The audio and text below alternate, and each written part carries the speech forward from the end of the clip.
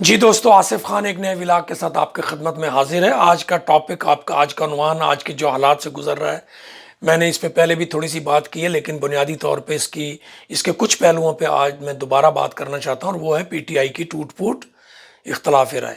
بنیادی طور پہ جب ہمارے مالکوں نے اور اسٹیبلشمنٹ نے پی ٹی آئی کی پہلے لیول کی لیڈرشپ کو سیاست سے آؤٹ کیا تو مجبوراً، اور عمران خان کو گرفتار کیا، جیل میں قید تنہائی میں ڈال دیا، تو پھر مجبوراً عمران خان کو اپنے وکلا کے ذریعے سے پی ٹی آئی کو چلانے کے لیے وہ وکلا سے کام لینا پڑا۔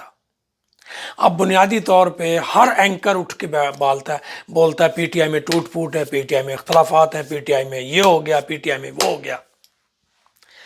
بھائی صاحب، اگر اینکر صاحبان آپ کے گھر میں کوئی ایک طاقتور آدمی آ کے توڑ پھوڑ کر دے، آپ کے گھر کو برباد کر دے، تو مجھے بتائیں کہ جب مشکل حالات ہوں گے تو اختلاف رائے یا ایک دوسرے کو برداشت کرنے کی صلاحیت کم ہوگی یا نہیں ہوگی؟ یہی حال پی ٹی آئی کے ساتھ ہو رہا ہے، لیکن پی ٹی آئی کے ساتھ ڈبل ہو رہا ہے۔ ڈبل کیسے ہو رہا ہے میں آپ کو بتا دیتا ہوں۔ ایک تو اس کی پولیٹیکل قیادت ختم کر دی، جس پر آج علی محمد نے بیان دیا ہے کہ اب پی ٹی آئی کے فیصلے پولیٹیکل قیادت کرے گی۔ یہ بڑا قدم ہے، لیکن میں سمجھتا ہوں جس وقت پولیٹیکل قیادت کا جینا دوبر کر دیا گیا تھا، جینا حرام کر دیا گیا تھا، اس وقت مجبوراً عمران خان کو جو بھی چیز اویلیبل تھی اس کے ذریعے سے کام لیا اور پی ٹی آئی کو زندہ رکھا، پی ٹی آئی کو قائم رکھا، پی ٹی آئی کے ورکر سے رشتے کو قائم رکھا، بلکہ مضبوط کیا۔ اس میں وکلا کا بڑا اہم کردار ہے، لیکن وکلا کی مجبوریاں بھی ہیں۔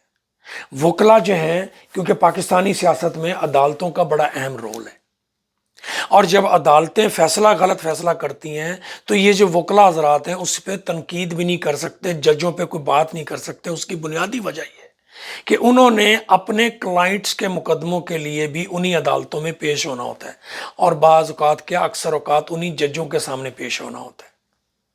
اب اس کی ایک مثال میں دے دیتا ہوں۔ قاضی فائز عیسیٰ صاحب کے خلاف ریفرنس ہمارے مالکوں نے، جنرل صاحبان نے داخل کیا، لیکن بذریعہ عمران خان کی حکومت کے۔ اب قاضی صاحب اس ریفرنس کا بدلہ لینا چاہتے تھے یا چاہتے ہیں، تو وہ جنہوں نے ریفرنس دائر کیا ان سے بدلہ نہیں وہ لے سکتے، کیونکہ وہ تو طاقتور ہیں۔ تو انہوں نے کس سے بدلہ لیا؟ پی ٹی آئی سے لیا، جو فرنٹ پہ تھی۔ ان کا بلے کا نشان لے کے ان کو برباد کر دیا۔ اب اسی طرح سے جیسے لطیف کھوسہ صاحب ہیں، انہوں نے اگر باہر آ کے کوئی میڈیا پہ بات کی ہے تو جب وہ عدالت میں پیش ہوئے تو قاضی صاحب نے ان کو ان کے اوپر تیروں کی برسات کر دی۔ کسی اور وکیل کو دیکھ لیں۔ تو اسی طرح سے بنیادی طور پہ جب وکیل پولیٹیکل لیڈر بنے گا تو وہ صحیح طرح سے پولیٹیکل لیڈر کا رول نہیں ادا کر سکتا۔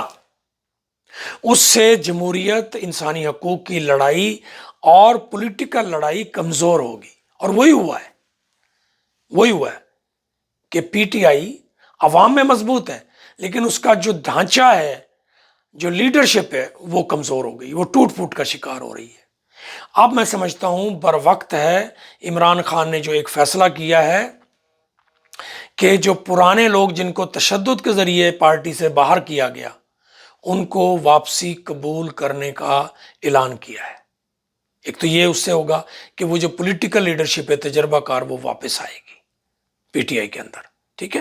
اور جو موجود ہے پولیٹیکل لیڈرشپ، وہ موجود ہے تو دونوں مل کے پولیٹیکل پارٹی زیادہ مضبوط ہوگی، وکلا کی طاقت کمزور ہوگی، کیونکہ وکلا پولیٹیکلی طور پہ فیصلے نہیں کر سکتے۔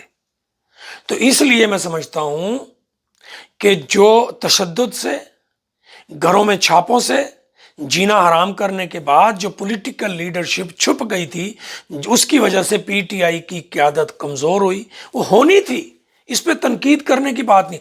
بات اصل یہ ہے، ان سنگین ترین حالات کے باوجود پی ٹی آئی زندہ ہے، پی ٹی آئی عوام میں موجود ہے، پی ٹی آئی الیکشن جیت چکی ہے، پی ٹی آئی کی طاقت میں اضافہ ہوا ہے، پی ٹی آئی کی طاقت میں مقبولیت ہوئی ہے۔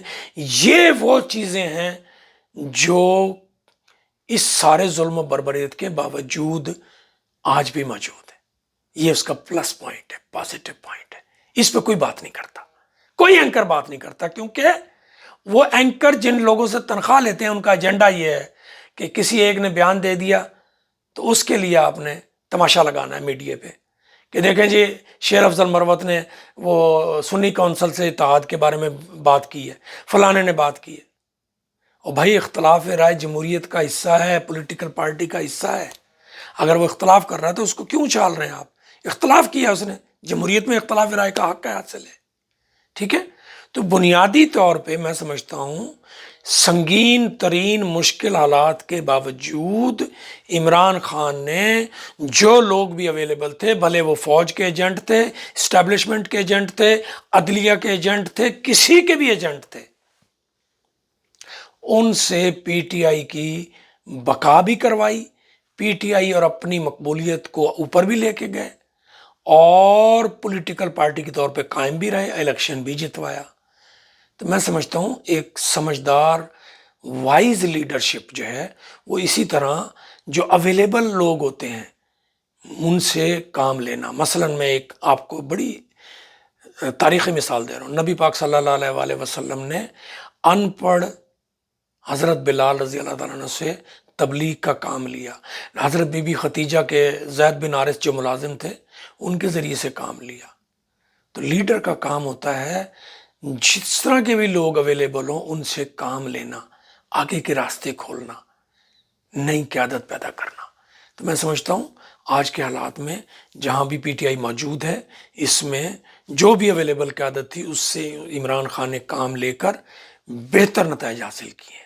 انہی الفاظ کے ساتھ آپ آصف خان کو اجازت دیں، اور دوستوں سے درخواست ہے مہربانی کریں ویڈیو شیئر کریں، چینل سبسکرائب کریں گے. میں آپ کا شکر گزار ہوں گا. اللہ تعالیٰ آپ کو خوش رکھے، اپنی حفظ امان میں رکھے. اجازت دیں، اللہ حافظ.